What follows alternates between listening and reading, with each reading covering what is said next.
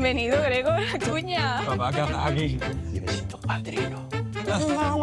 Fue la adaptación a la cultura, al idioma. Para mí era muy difícil al principio. Yo tenía una profesora que decía, si no hablas perfectamente castellano neutro, no vas a poder ser actor nunca. ¿Cómo es el mundo de la cultura en Europa comparado con España? A ver, Laura, ¿qué es lo que me estabas intentando decir antes? A ver, es que hay una persona que no paramos de nombrarla. Entonces, pues, nos la hemos traído al podcast. Porque ya era hora. Pero no habrás traído a... ¿A tu padre? Nictem. ¿Qué dices, Quillo? Que a Nick ya tenemos un capítulo de él. ¿Cómo que a mi padre? ¿A tu padre? Bienvenido, Gregor, cuña. Papá, ¿qué haces aquí? Pues lo he caído aquí de repente. ¿Qué tal? ¿Cómo estás? Muchas gracias por venir. Muy bien, gracias a Dios no estoy mojado porque estaban cayendo. Vamos, creo que hemos enganchado el capítulo de Luis con la lluvia. Estamos Con la lluvia. en gallego. Han pasado como 2 semanas y seguimos igual. En lluvia, esto es algo inédito en Sevilla, la verdad. Lo primero te queremos agradecer del equipo con arte, que has estado haciendo un poquito como de productor ejecutivo, has conseguido que venga Luis Tosá, conocías a Bernabé, en fin, que muchas gracias. Muchas gracias, en primer lugar. Yo me siento padrino. Claro, con el gato. Lulani. Lulani, se llama Lulani. Ah, uy, perdón. Que es de Lucas, Laura y Nick. Ah, pues bien, pues está aquí. Ahí está. Tenía ganas ya de tocarlo, de verla tantas veces. ¿Qué? ¿Marca o hembra? Hembrita, ¿no? No se le puede... Pregúntale mejor porque no... ¿Tú qué te consideras? Yo, te lo digo, pues. Vale. Bueno, lo primero que te queríamos preguntar es cómo te consideras como artista, porque eres actor, dramaturgo, clown, profesor. Culo de mal asiento. ¿Eso qué significa? Eso es que no puedo estar quieto, que tengo que estar haciendo algo constantemente, crear, y mi formación ha sido de actor, he trabajado, sobre todo he trabajado como actor y los cursos que hago sobre todo es de interpretación. Pero claro, si tengo que estar esperando que alguien me llame para su serie, su película o su espectáculo, pues no estaré haciendo muchas cosas. Y entonces pongo en marcha proyectos donde yo dirijo o donde, por ejemplo, hago dramaturgias, doy clases. Luego el mundo de la ópera también, desde que entré como figurante en el 91 en la primera ópera del Teatro Maestranza, pues me apasiona y también siempre estoy cerca de ello. O sea que...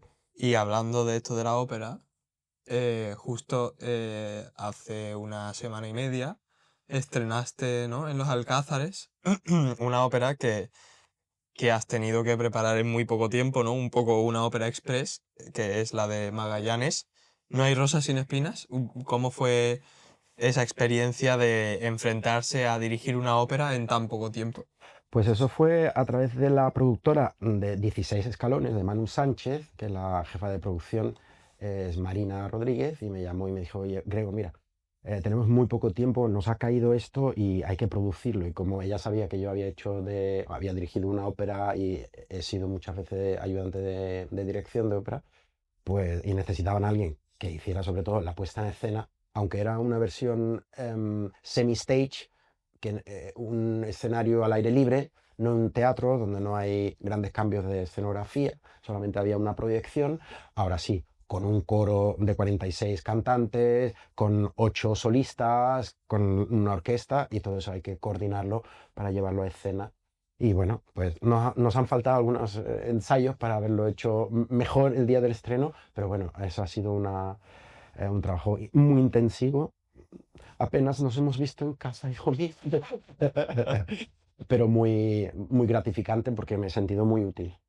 ¿Y cómo lo compaginas cuando lo que estábamos hablando antes de los distintos enfoques que tienes en tu carrera? Hay veces que supongo que se solaparán, ¿no? Entonces, ¿cómo lo vas compaginando? Sí, algunas veces tengo que decir no a trabajos porque no puedo, porque yo tengo ya unas fechas comprometidas de aquí a enero del año que viene que están bloqueadas. Entonces, por ejemplo, me salió un espectáculo de teatro y los ensayos, incluso el estreno, coincidían con fechas que ya tenía reservadas y no he podido hacerlo. Entonces yo siempre digo, una cosa es lo que yo quiero hacer, lo que me gustaría hacer, otra cosa es lo que la vida me va dando. Y yo siempre digo, el primero que me cierre una fecha es con el que me comprometo, ¿no? Y así pues la vida me va llevando por unos lados que es como una aventura, ¿no? Nunca sé lo que va a pasar un poco, ¿no?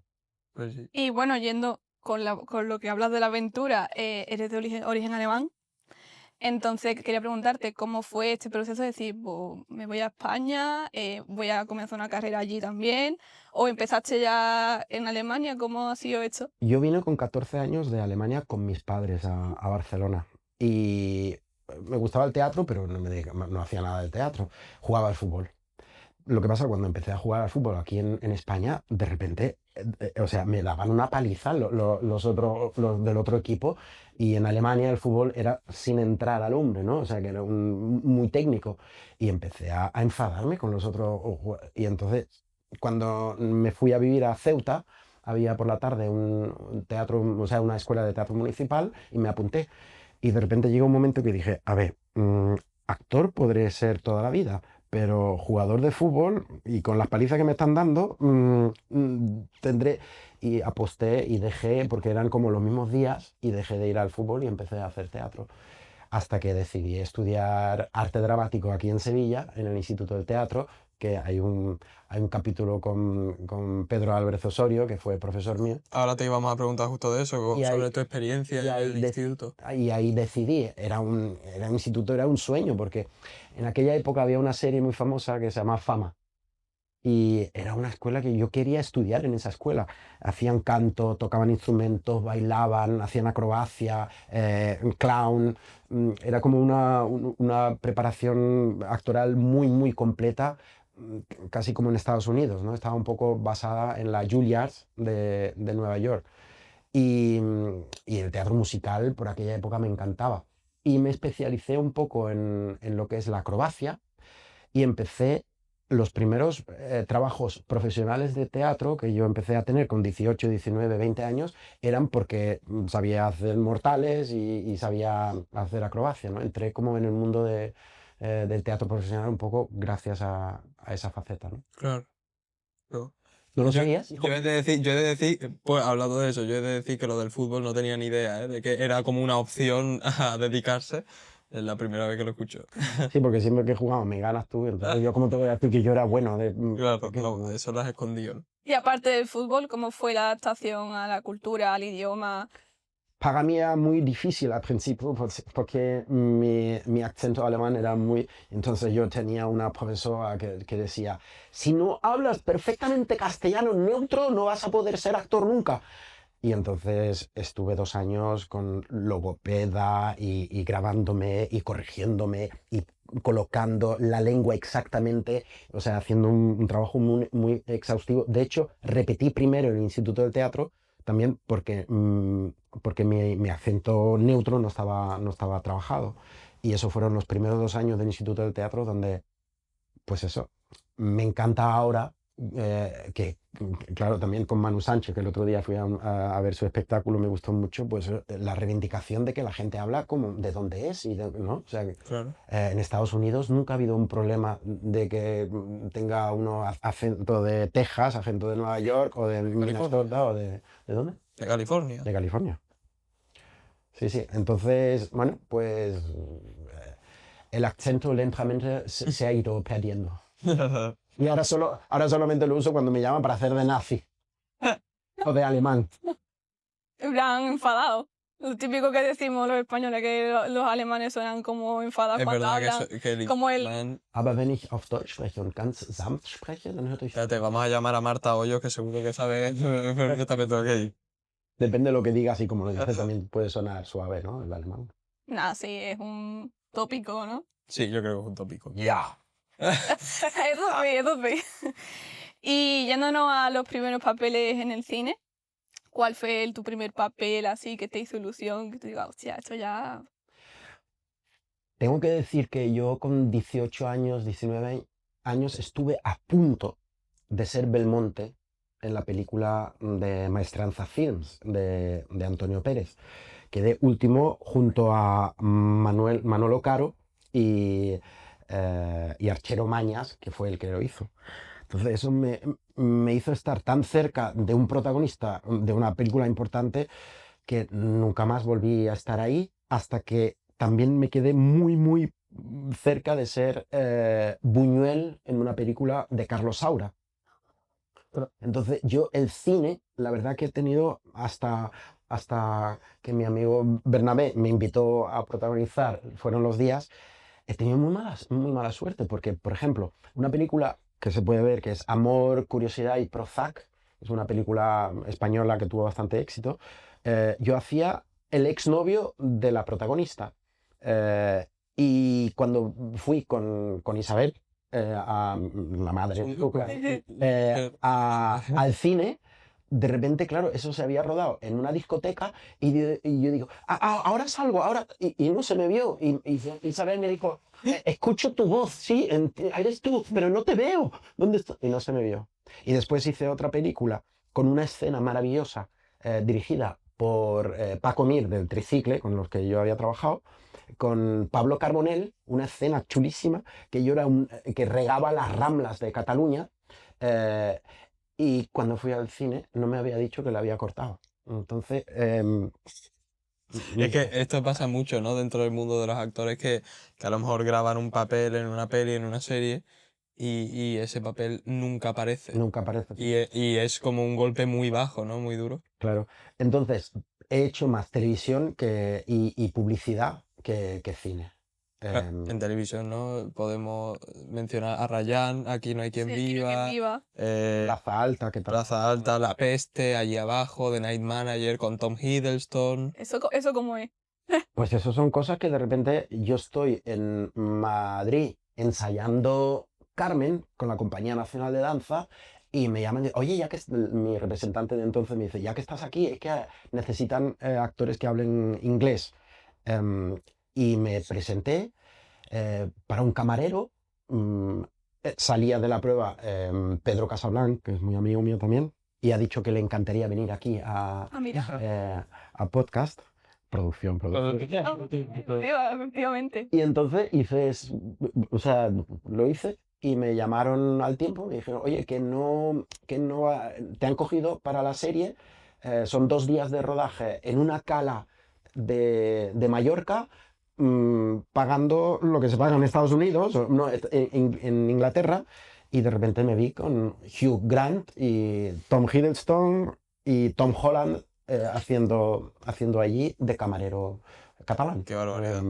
Balear. Sí. Y son cosas que pasan de repente. Claro, Aquí no hay quien viva también, por ejemplo, que es una de las series más míticas españolas. ¿Cómo fue eso? Eso fue porque la directora de casting me tenía mucho cariño y me llamaba para muchos castings. Y entré, pues eso, haciendo de policía. Yo tengo como perfil policía, abogado, nazi, lo que decíamos antes, ¿no? El de cuerpo de seguridad o cuerpo del Estado, ¿no?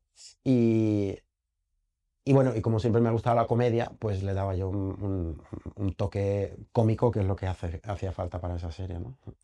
Y todavía se echa, todavía algunas veces, eso se rodó hace 15, 18 años, y todavía me dice, ayer te vi Aquí no hay quien viva. Digo, Dios mío. Es que una serie... Es una serie que además me salen como muchos vídeos hablando de Aquí no hay quien viva, porque es que la gente en España se tiene muchísimo cariño. Y os voy a contar una cosa. El creador de Aquí no hay quien viva era muy amigo, o es amigo mío, y de Raquel, que estudió conmigo en la Abadía, y los personajes del pijo y la pija los escribió pensando en Raquel y en mí. Ostras. Y entonces, de hecho, grabamos una escena para que se presentara a productoras para poder sacar adelante el proyecto. Y entonces, pues eso, las cosas. Él decía, yo voy a intentar que seáis vosotros los que... Y al final fue María Adánez y Dani Guzmán, me parece. Son Alberto y Laura Caballero, en plan, son los mismos, porque como Aquí no hay quien viva con la que se avecina, creo que... No, era María Adánez vale. y Daniel Guzmán, de la primera temporada, cuando era Aquí no hay quien viva. Vale. Y bueno, a lo mejor en el cine y en la televisión, pues por estas razones, a lo mejor no se tiene la suerte que uno quiere, pero por ejemplo en el mundo del teatro sí que has tenido mucha suerte y como recalcar, ¿no? Bueno, después hablaremos de tu productora, tu compañía antigua, pero recalcar que fuiste uno de los miembros durante una etapa en el Tricicle, que es una de las compañías de teatro clown más importantes de la historia de España. Sí, de hecho, cuando en el 89 vinieron aquí a Sevilla con Slastic, que era un espectáculo todo sobre el mundo del deporte sin palabras, se adelantaron un poco para la Expo para las Olimpiadas del 92.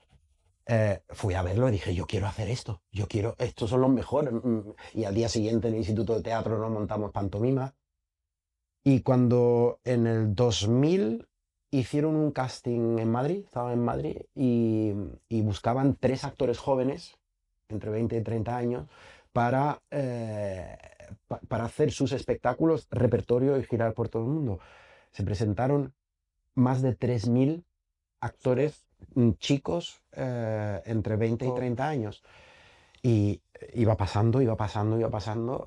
Las pruebas, el último fin de semana quedamos 9, nos invitaron a Barcelona a hacer el último fin de semana y al final me dijeron que estaba dentro, que querían contar conmigo. Y así estuve 5 años haciendo los espectáculos, vamos, 4 o 5 espectáculos suyos.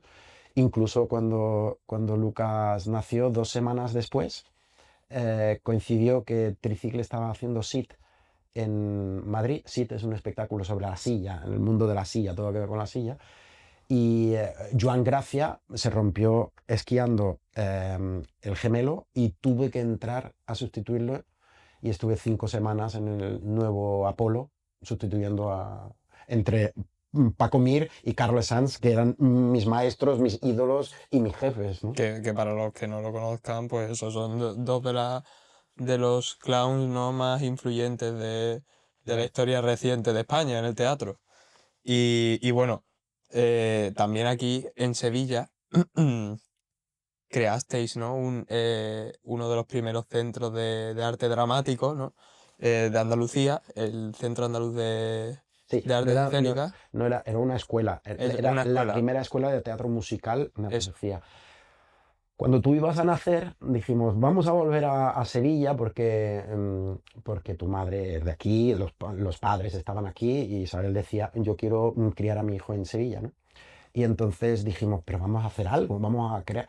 Y en aquella época éramos como 2 parejas que teníamos mucha amistad y que habíamos coincidido en el musical Gris en Gran Vía en el 99, Marieta y Nacho, que decidimos entre los 4 abrir una escuela de teatro, porque no había teatro musical, y abrimos el Centro de Artes Escénicas en la Puerta de la Carne de Sevilla, que estuvo abierto del 2004 al 2011, donde tú te criaste. Mamá, hay fotos de gatas por No, incluso en obras todavía, cuando estaban los albañiles ahí con el carrito, y en el 2011 lo cerramos porque, pues eso, porque cada uno de los 4 ya se iba por otro lado y empezamos a producir más que Con Excéntrica. con Excéntrica. Excéntrica, que es vuestra antigua compañía, ¿no?, con la que hicisteis espectáculos como Restaurant to Three, ¿no?, Esperando a Godot, Sí.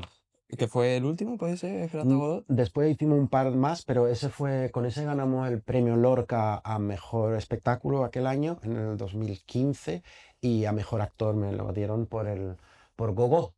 Hicimos como una versión payasística, respetando el texto de Esperando a Godot, y tuvo muchísimo éxito, pero aquella época era muy difícil, había una gran crisis de programación de los teatros, con lo cual hicimos muy poca gira. Y eso siempre es muy duro porque levantas proyectos, inviertes dinero, tiempo, ilusión y después no se venden los espectáculos, ¿no? Claro, o sea, ¿cómo se enfrenta una persona a... tú levantas un proyecto de tal envergadura como es crear una compañía teatral, haces obras, ¿no?, y ver que es tan difícil como poner todo en pie, cómo afecta eso a la moral, ¿no?, a las ganas de seguir.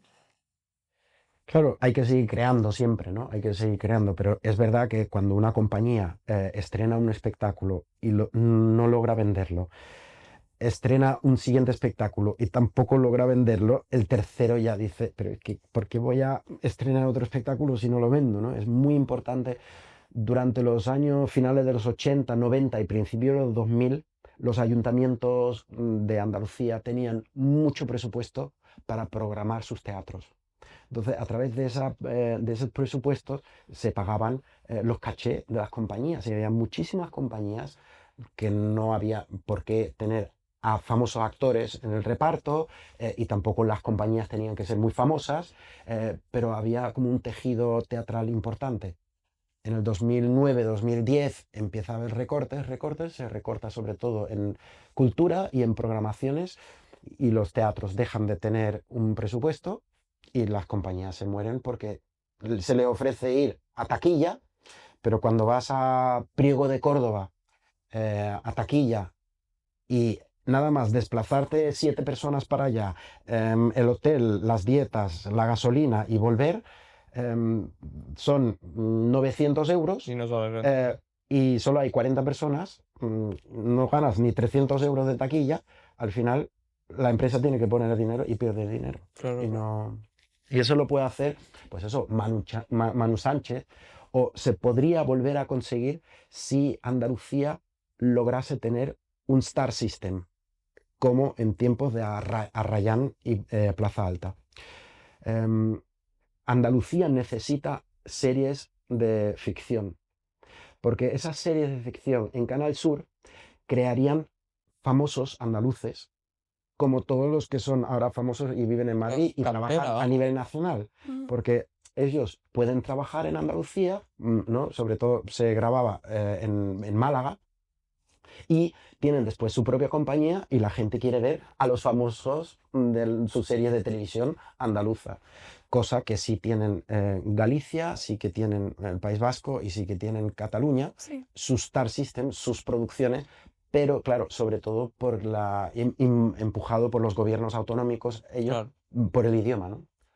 Nosotros tenemos que poner en valor nuestro idioma. Nuestro acento. Nuestro dialecto. Eso es verdad, porque yo he visto muchas series catalanas y es verdad que después cuando veo que un actor sale ya en una producción más nacional, es como, uy, voy a ver lo que ese actor lo he visto en tal serie. Y es verdad que en Andalucía... Es verdad eso- que no se produce aquí en Andalucía. Hasta en un videoclip de Tame Impala vi a ¿Sí? vi a dos actores de Merlí y me quedé loca yo. Y vi muchos comentarios españoles en plan, hostia, esos son... Está muy guay. Y por eso es tan importante este tipo de iniciativas. Como que, a los jóvenes hay que darles alas para que voléis, ¿no? Entonces, aquí siempre se ha cortado mucho las alas, ¿no? Pero si tú no vales, tú te tienes que ir a Madrid porque ahí está Madrid y aquí, ¿no? Entonces, porque Andalucía nunca se ha creído a sí mismo. Siempre ha vivido de cara afuera, ¿no? Hacia el turismo, hacia, ¿no? Los que vengan fuera, mira qué maravilloso es todo, mira qué chulo tenemos y cómo os cuidamos, la comida, el sol, los paisajes, ¿no? Pero nunca hemos pensado, ¿no? Crear una industria propia, ¿no? Como el cine sí está haciendo. Andalucía, desde que se ha establecido ahora la Academia de Cine de Andalucía, está mucho más fuerte. Ha conseguido que la Junta de Andalucía duplique el presupuesto que daba en ayudas al cine. Pero eso ha sido porque hay unos cineastas que han apostado por quedarse aquí. Claro. Alberto Rodríguez, Paco Baños, hablo de Sevilla, que no, Amadeo, Bernabé Bulnes, hay muchos que han dicho no, ¿por qué? Vamos a quedarnos aquí.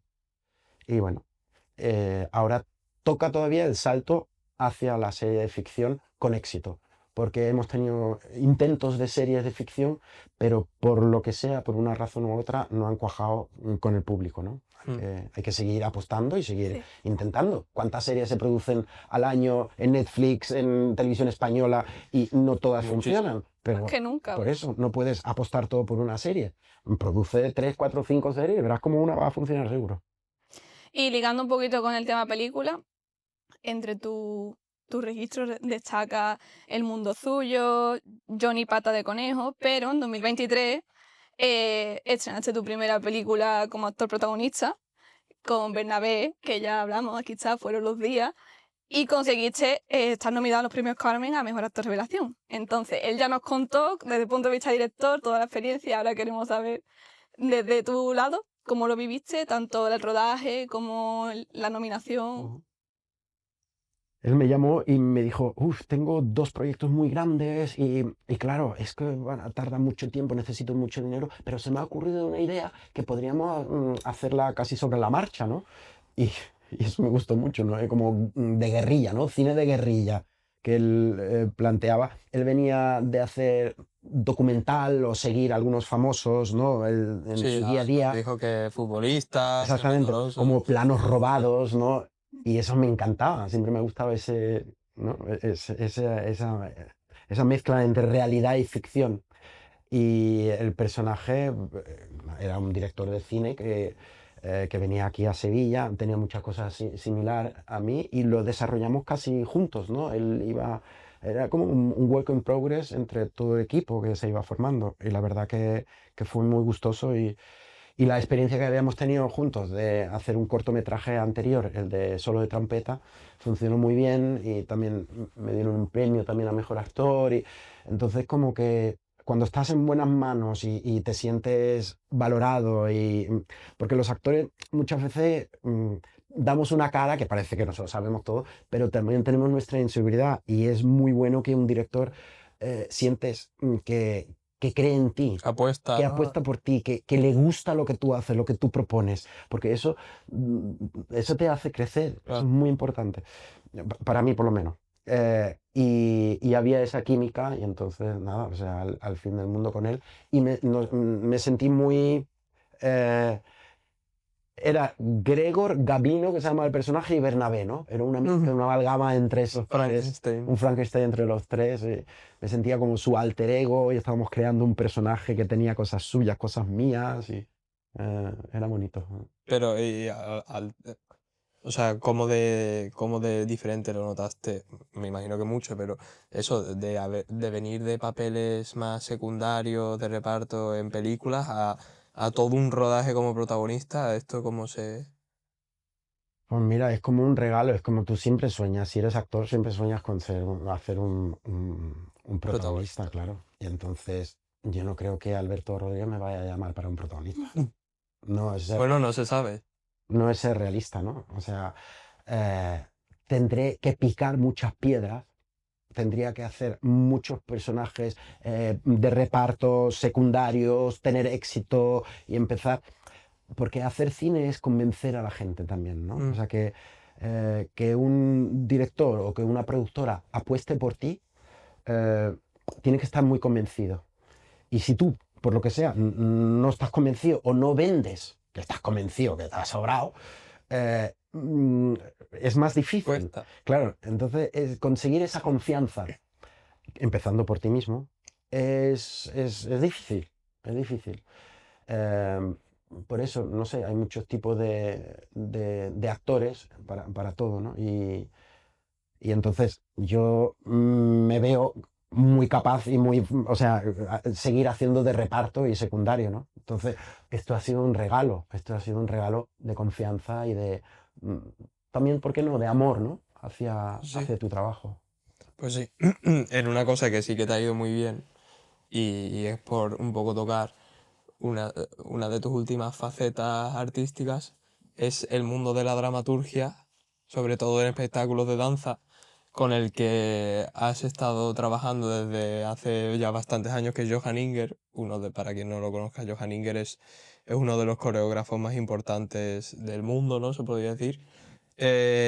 Con el que has hecho Carmen, has hecho Peer Gynt, has hecho, no sé, tengo aquí, Pe- Don Juan, Petrushka, Petrushka. Lago de los Cisnes. ¿Cómo un actor llega a triunfar tanto como dramaturgo en una compañía de danza? Pues un poco culpa la tiene tu madre también, Mm, porque claro, tu madre Vamos a tener que invitar ahora a mi madre. Traerla, sí, sí. bailarina, coreógrafa. Yo siempre me ha gustado más ir al teatro a ver danza que teatro. Me ha gustado más. Y luego también cuando he conocido a los bailarines, me he sentido más cómodo en el mundo de los bailarines que en el mundo de los actores, ¿no? Son personas con mucha disciplina, con mucha entrega y pasión hacia el trabajo diario, ¿no? Como un músico, ¿no? Entonces, la dramaturgia fue un poco viniendo, ayudando a Isabel a hacer sus montajes, sus creaciones, sus pequeñas obras.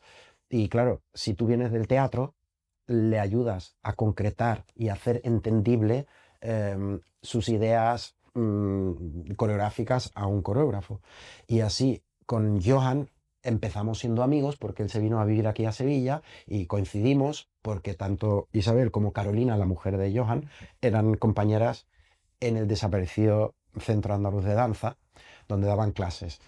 Y al principio yo iba a su casa, invitado a comer o a tomarnos algo, y me enseñaba los vídeos de los ensayos. Y le digo, pues qué interesante. Y le decía, le daba como un feedback de lo que me parecía.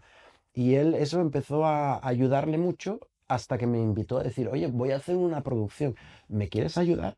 Entonces hicimos una producción corta para Netherlands Dance Theatre y justo el año después nos invitaron para hacer La Carmen. Y La Carmen tuvo un éxito, lleva 10 años en carteles de todo el mundo, se ha representado en Nueva York, en México, en Argentina, en Canadá, en Australia, en París, en Roma. De hecho, en cada continente hay una Carmen que se está haciendo, de alguna manera. Es O sea muy que fuerte.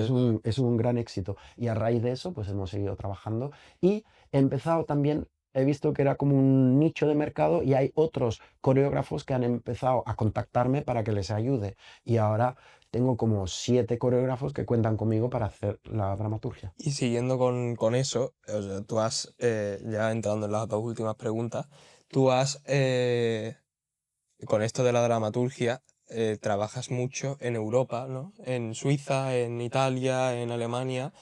¿Y cómo es el mundo de la cultura en Europa comparado con España? ¿Sabes a lo que me refiero? O sea, ¿cómo es?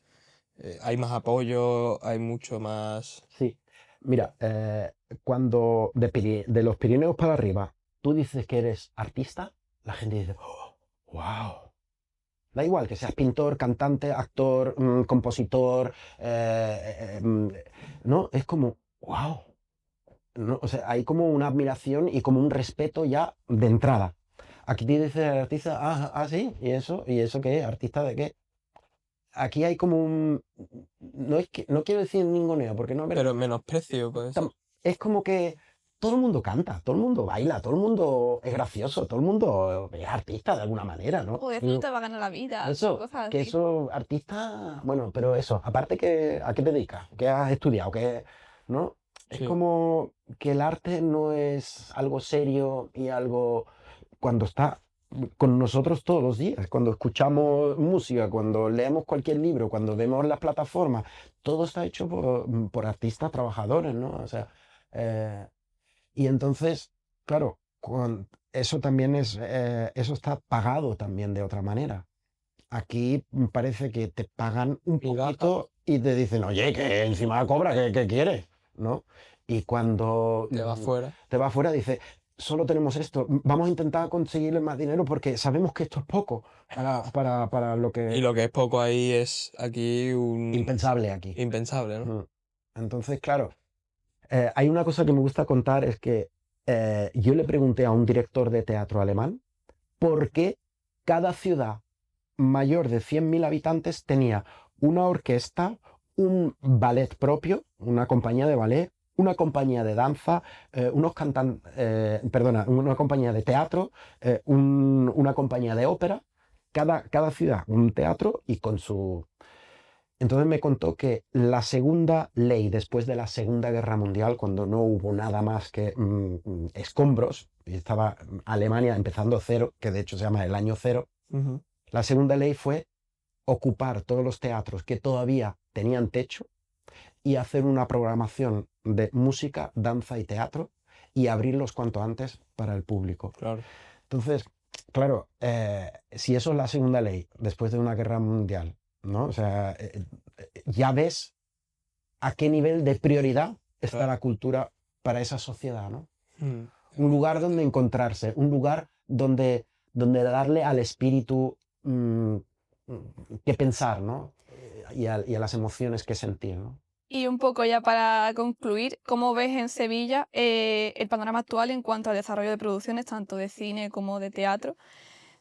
¿Cómo lo ves Y el apoyo. y el apoyo en estos años, cómo ha ido evolucionando y cómo está actualmente? A Y ver. si quieres, manda un mensaje reivindicativo, porque como ya es la última, pues- Ya lo he hecho Sí, pero con la serie, ¿no? y apostar por la cultura, pues siempre hay cosas igual de importantes, ¿no? O sea, la educación, la salud, ¿no? Todo lo que es todo eso hay que apoyarlo. Pero yo digo, la educación es para el intelecto, la salud es para el cuerpo. ¿Y para el alma? ¿Qué queda para el alma? Pues el arte y la religión. Religión tenemos, Mucha. estamos muy cubiertos, pero el arte hace falta cubrirlo un poco. Y bueno, abrir el Lope de Vega, mm, y tener compañía. De hecho, hay un proyecto para tener una compañía joven de teatro en Sevilla, que ojalá salga adelante, impulsado desde el Ayuntamiento de Sevilla. Y yo quiero pensar, muchas cosas también dependen de vosotros, ¿eh? Os digo aquí a los jóvenes, que pidáis, que exijáis, porque si no es decir, ¿qué? Entonces, ¿que queréis que nos vayamos de aquí? ¿No? Y esa fuga de cerebros y de talentos se sigue perpetuando si no le damos la vuelta y decir, no, queremos trabajar aquí, desde aquí, con nuestro lenguaje, con nuestra cultura, para nuestra gente, ¿no? Claro. Entonces yo creo que hay ahora mismo, hay esperanza. Yo tengo muchísima esperanza en vosotros y en las nuevas generaciones, y no es tanto esperanza, es que lo estoy viendo, vamos. O sea que creo que lentamente en los últimos 2 años ya hemos pasado el bache del COVID, de la pandemia, y creo que ahora mismo Para arriba. Estamos remontando. Sí, estamos remontando, sí. Pues nada, Pues nos tenemos que despedir con este mensaje tan esperanzador. bonito. El gato no te lo puedes llevar, ¿eh? Uy, me lo he cargado. Uy, uy, uy, Perro. uy. Uy, uy, que le ha cargado el collar. Ahora lo arreglamos. A tu casa. Que muchísimas gracias por haber venido. Que también muchísimas gracias al equipo. Como siempre, Como siempre, también gracias a Cultura Pre a Cultura Press, por su apoyo. Y como siempre a nuestros a vosotros espectadores. que lo estáis viendo. Y de nuevo, gracias a ti. Espero que os haya gustado mucho. Creo que ha quedado un episodio muy familiar y muy bonito. Ahí tenemos una fotillo esta que no hemos podido comentar, pero bueno, que es muy guay. Han pasado 5 años nosotros de pandemia y ahora estamos aquí. Lo que podrías haber quitado es el ratón de la foto. Eso es de estaba allá. Estaba allá la publicación. Bueno, con esto entonces nos vamos. Venga. Un besazo a todos.